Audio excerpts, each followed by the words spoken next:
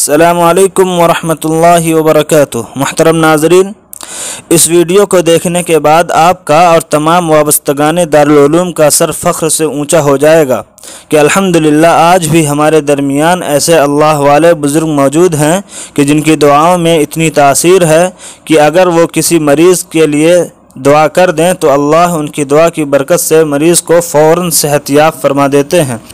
ناظرین، واقعہ یہ ہے کہ مولانا اعجاز صاحب اعظمی رحمۃ اللہ علیہ کے خاص شاگرد مفتی منظور صاحب بحیروی دامت برکاتہم کے بھتیجے کے برادر نسبتی کی اہلیہ کے سر میں چوٹ آنے کی وجہ سے ان کی آنکھ کی بینائی چلی گئی تھی۔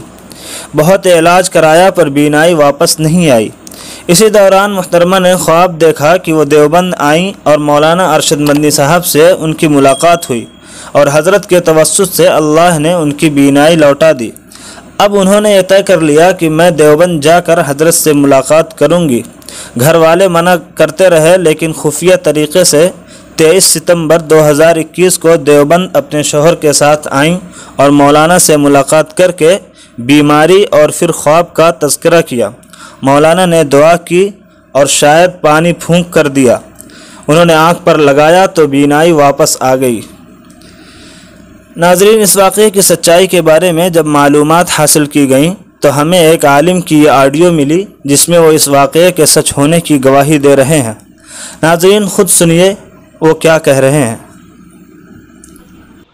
السلام علیکم ورحمۃ اللہ وبرکاتہ۔ یہ جو واقعہ ہے نوادہ مبارک پور اعظم گڑھ کا ہے، اور وہ صاحب نوادہ مبارک پور اعظم گڑھ کے رہنے والے ہیں، اور جو مضمون میں بات لکھی گئی ہے بالکل درست ہے۔ ابھی میری بات ہوئی ہے مفتی منظور صاحب سے، جو میرے استاد ہیں شیخ پور اعظم گڑھ میں ان سے پڑھا ہوں، اور مفتی مولانا اعجاز صاحب رحمۃ اللہ علیہ سے بھی میں نے پڑھا ہے۔ تو مولانا اعجاز صاحب بھی میرے استاد ہیں اور مفتی منظور صاحب بھی میرے استاد ہیں۔ مفتی منظور صاحب سے ہی میری براہ راست بات ہوئی ہے ابھی۔ انہوں نے کہا کہ بات بالکل درست ہے۔ میں نے بھی براہ راست ٹیلی فون کر کے بات کی ہے، تو بات درست ہے۔ یہ 23 ستمبر کا واقعہ ہے۔ اس میں ان صاحبہ کے لیے بھی بڑی بشارت ہے، اور ہمارے استاد محترم حضرت مولانا ارشد مدنی صاحب دامت برکاتہم العالیہ کے لیے بھی ایک بہت بڑی گواہی ہے۔ تو اس کی تصدیق میں نے کر لی ہے۔ بہت ہی اتھینٹک اور مستند واقعہ ہے یہ۔ اللہ تعالی ہم سب کو اپنے حفظ و امان میں رکھے۔ میں محمد ریحان بنارس ہندو یونیورسٹی سے بولتا ہوں۔